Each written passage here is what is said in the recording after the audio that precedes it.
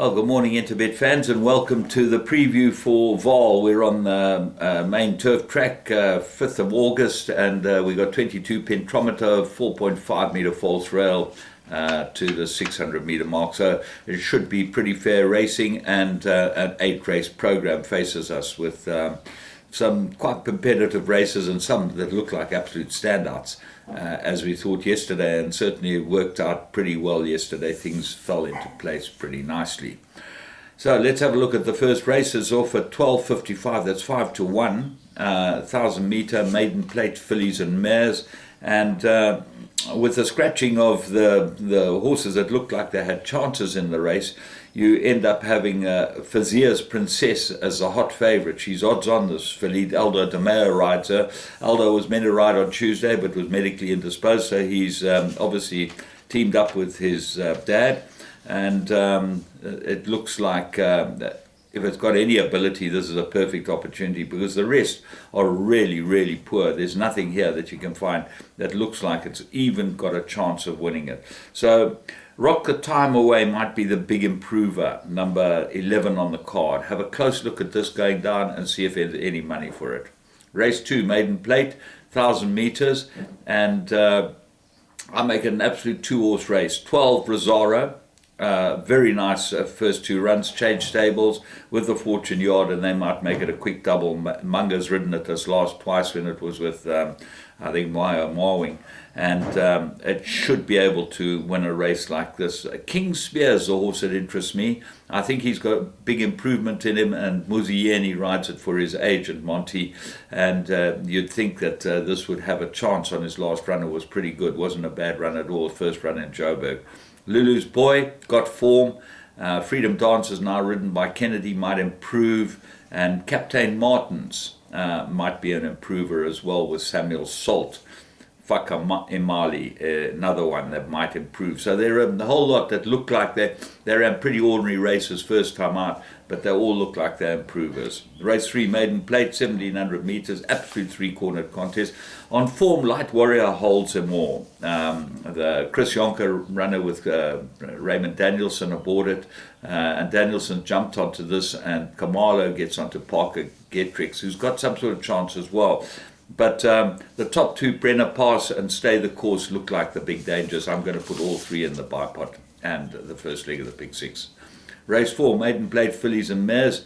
They go 1,700 meters. I like Lucky Shamrock here. I backed the winner last time, Mariposa, and said that I thought that she was an absolute right horse on the day.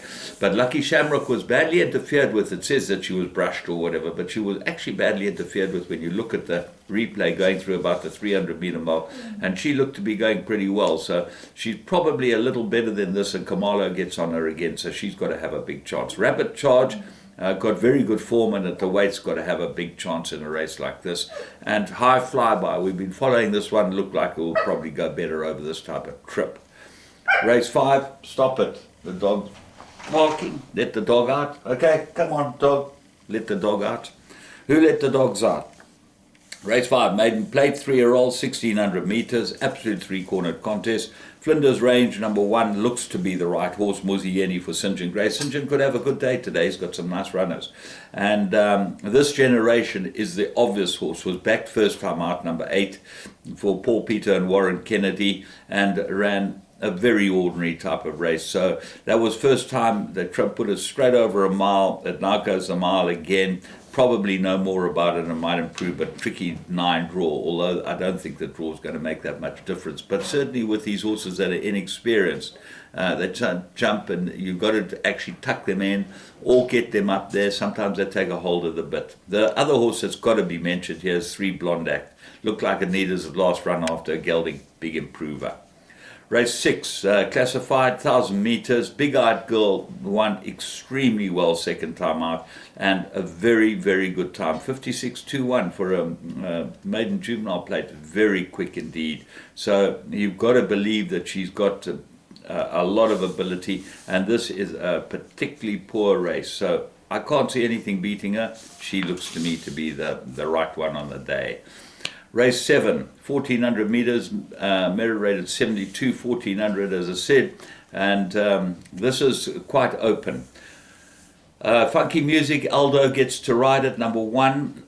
Could improve, been disappointing because showed some ability, so that could be an improver. The other Cape Town Noir from the Fortune stable, I thought is a runner. Cape Town Affair, last time very disappointing. I thought that she had a big chance. He had a big chance, but he didn't run any type of race at all. After Ours, St. John Gray's runner with Muzi, improved last 2 runs. From Here to Eternity's got good form. Money Fighter, Global Rank, put the field in. Don't even bother. You're going to end up leaving out Golden Tune. Well, I don't leave anything out when I put the field in, and I put the scratching in so that you get the tote favorite if that arrives. Race 8, Novice Handicap. Now, Novice Handicaps are very interesting, and just spend a moment on them. They've been brought into play by the Trainers Association because they say that the handicapper gives the handicapper an idea of exactly where horses stand that are one-time winners. Well, my belief is that the handicapper should know, if you're any good at handicapping, you should know exactly where to put horses, and you should adjust according to the way they run out of a maiden, when they've won out of a maiden. So these races are put on, they're going to benefit only one bunch of people, and those are the big trainers, because what happens is the big trainers' horses tend to get handicapped a bit more severely by the handicappers when they've won a maiden.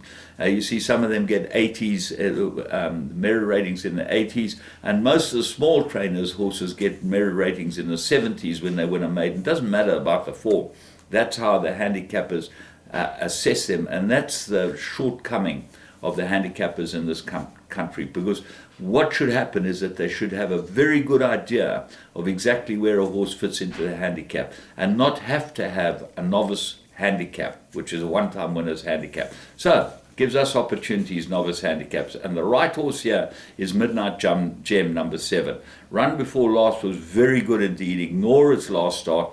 And it gets weight, Midnight Gem, from all the others here. Got to give a couple of very poor 5-year-olds some weight, but she gets weight from all of them, and on the weight that she gets, she should be very, very hard to beat. So if you look at it, a filly like Miracle and Wonder as a 4-year-old ends up with having to give Midnight Gem 2 kilos. I believe Midnight Gem's better than Miracle and Wonder, and certainly maybe the race will show it. Ramachandri Road, he looks pretty well in this race as well. He's come down from a 75 to a 69, and that would stand him in good stead. Kennedy rides him. Kennedy can get the best out of him. He's a runner. The only thing is that Clinton Binder doesn't put shoes on his horses. For races, I think even if you have barefoot horses, you've got to put shoes on. They're going to give you a bit of an advantage. They're going to help. And horses that run without shoes have a close look when they put the shoes back on. So what else is there? Well, Miracle and Wonder, Blue Eyes is the favorite. And that's got to give Midnight Gem half a kilo. It's a 4-year-old against the 4-year-old Midnight Gem. So she's a filly, so maybe she's not, maybe Blue Eyes is the right horse here. But if you go and work through the form and the collateral form lines, I think Midnight Gem's very, very good value at 5-1. That's where I'm going. Grappler said might need the run from Sean Terry, and that's about where it finishes. So, very interesting finish to the day. I hope you liked my summation of novice handicaps, and I say it as I see it because that's what it's all about. There's no point in pandering to anyone. You've got to say what you think's right, and that's what I think's right. From me, James Goodman, and Interbet, which is the right place.